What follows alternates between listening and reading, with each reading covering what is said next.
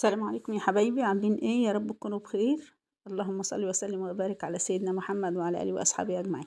النهارده هنعمل بقى طبق البصارة الجميل ده زي ما انتوا شايفين كده، وطبق طماطم مخللة، وطبق فلفل مقلي، وكمان هنعمل الورد الجميل ده عشان اللي هنحطه على البصارة من فوق الوش.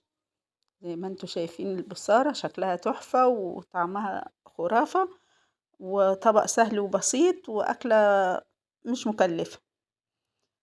تعالوا معايا يا حبايبي نشوف هنعمل ايه. معايا اول حاجة نص كيلو فول، ومعايا خضرة شبت وكزبرة وبقدونس، ومعايا البصل، وده فول مدشوش اللي هو بتاع الطعمية.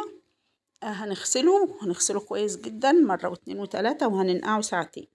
تمام، هننقعه ساعتين في المية بعد ما نغسله مرة واتنين وتلاتة. تمام، ونسيبه بقى براحته ساعتين. معايا بقى هنا شبت وكزبرة وبقدونس، ومعايا البصل.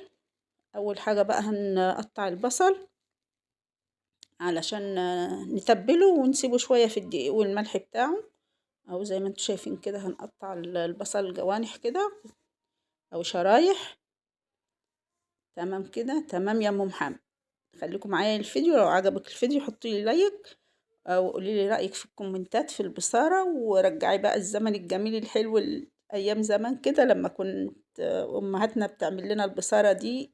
الوقت ما بنعملهاش على طول، الوقت بقت اكله كده يعني حلواني كده، بنعملها من السنه للسنه. كل شتا كده نعمل البصاره بقى والعدس وتسقية العدس والكلام ده كله بيبقى حلو وجميل في الشتا. هنخلص بقى تقطيع البصل كده. تمام تمام يا ام محمد، قولي لي تمام يا ام محمد. معايا البصلة الصغيرة دي بقى انا هقطعها واحطها على الفول. تمام كده، تمام. هاخد البصل بتاعي بقى اللي قطعته، هحط عليه معلقة ونص دقيق والملح، هظبط له الملح، وهنفركه كده ببعضيه ونفرفره من بعضيه كده علشان ايه ما تبقاش البصل لازق في بعض. تمام، فرفريه كده من بعضه، وظبطي له الملح وسيبيه بقى، ونخرط بقى الخضرة بتاعتنا. هنقطع الخضرة بتاعتنا بقى اي تقطيع مش مشكلة كده، يعني احنا هنسلقه مع الفول، ومش هيحتاج ان احنا نقطعه كبير او صغير، مش مشكلة بأي شكل يعني. تمام كده، تمام يا ام محمد. اهم حاجة الخضرة، اهم حاجة الخضرة في البصار. ولو انت مش عايزة خضرة ممكن تعمليها بالملوخية الناشفة. انا عاملاها قبل كده بالملوخية الناشفة في فيديو قبل كده، ولو حابة تشوفيه موجود في القناة عندي. خلصنا كده الخضرة، هنروح بقى نجيب الحلة بتاعتنا ونحط فيها الفول، ننزل بالفول وننزل بالمية السخنة البصلة اللي انا قطعتها معاكم في الاول، وننزل بالمية المغلية كده، مية مغلية، وولعي النار وحطي بقى كده ايه الفول وسيبيه كده مع نفسه. تمام، وهنحط معاه نص الخضرة في الاول كده، هنحط نص الخضرة. النص كيلو فول بياخد معاكي من 5 حزم ل6، زي ما تحطي زي ما انتي حابة. عامة الخضرة جميلة وحلوة ومش محتاج، وبنحبها كلنا. هجيب بقى البصل بتاعي، هنسخن الزيت ونحمر البصل، وايدينا برضو بتبقى بتقلب في الفول عشان ما يلزقش منك اهو. تمام تمام يا ام محمد. نرجع ايام الزمن الجميل وناكل بصارة النهاردة. اكلة اقتصادية وموفرة وجميلة وهتعجبك وطعمها عسل كده. صلوا بينا على النبي كده، بسم الله ما شاء الله. هنحمر البصل اللون الجميل الحلو ده. تمام كده، تمام يا ام محمد. يلا انزلي بالكمية بتاعتك التانية، الله هيقع من ايدي. كلنا بنوقع وكلنا يعني بنكسر، وكل في المطبخ بقى. بصي ما تقوليش ان انتي ايه ما بتعمليش حاجة، كلنا بنكسر وبنوقع الحاجة و...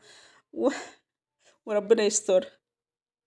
ايوه، يلا كده حطي الكمية التانية. هنا بقى الفول بتاعي استوى، بس هيحتاج مية تاني. تبقي مجهزة مية مغلية علشان تزودي منها، وهنزل بباقي الخضرة بتاعتي كده. والسبب ان انا بقى ما حطيتش الخضرة في الاول خالص، لان الخضرة بقى بتدي اما بتقضي عليها كتير النار فلونها بيتغير، فانا خليت الكمية نص الكمية علشان لونها يبقى اخضر معايا وما يتغيرش اللون بتاعها، وتديك اللون الاخضر الجميل. تعالي هنا بقى معايا توم ومعايا البقدونس والكزبرة اللي انا عينتهم في الاول. احط البقدونس على التوم واحط كمون واحط توم باودر. تمام كده. هقطع بقى الطماطم بتاعتي كده، هعمل فيها فتحات عشان نعمل الطماطم المخللة جنب البصار. وقلنا الفلفل، طبق فلفل اهو. تمام كده. هقطع الطماطم كلها كده زي ما قلت لكم، هنعمل فيها فتحات وهنحشيها بقى بالثوم والبقدونس والخل والتوابل بتاعتنا بقى توم كزبرة وكمون. تمام. وتوم باودر.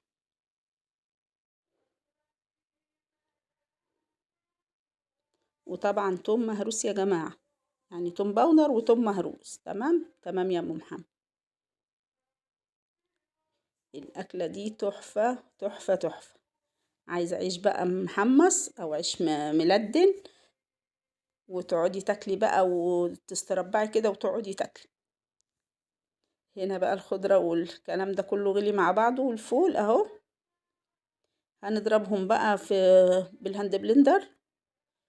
تمام تمام يا ام محمد. اضربيها كده بقى، مش تاخد مني حاجة، بسرعة على طول هتضربيها. ولو ما عندكيش الهاند بلندر يبقى تسيبي الكلام ده كله يبرد، وبعد كده تحطيه في الخلاط او في الكبة. تضربيها في الخلاط او في الكبة، بس بعد ما تبرد عشان ما يبوظش منك الخلاط. تمام تمام يا ام محمد. الله الله الله على الجمال، شايفين اللون جميل ازاي؟ تحفة تحفة بجد. هحط هنا بقى شوية تقلية من اللي انا عملتهم في الاول. وهنظبط بقى الملح بتاعنا ونحط كمون وكزبرة وشوية فلفل اسود، واحط مكعب زبدة عشان يطعم لي الفول، علشان انا ما حطيتش زيت. تمام، ما حطيتش الزيت بتاع التقلية، فهحط مكعب زبدة. هتوديلك البصارة في حتة تانية خالص. وده القوام بتاعها بقى، مش لازم يكون ماسك جدا عشان هي لما بتقعد بتمسك في نفسها. تمام. خليه طري كده، لا هو ناشف ولا هو ايه ولا هي طرية جدا.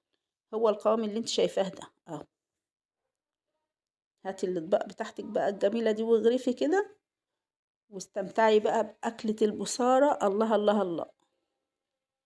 جنب الفلفل والطماطم المخللة. وانا عن نفسي بجيب البصلة كده دشها واقعد اكل في البصار او بصل اخضر. الله الله الله على الجمال، بجد تحفة. اتفضلوا معانا. بألف هنا وشفا للي أكلوا، بألف هنا وشفا للي هتعمل البصارة النهاردة. طبق تحفة يا جماعة، وجميل جدا ومغذية واقتصادية وكل حاجة حلوة فيها. لو وصلتي معايا لحد هنا اعملي لي لايك وشير وفعلي الجرس عشان يوصل لكم كل جديد. استودعكم الله ومع ألف سلامة.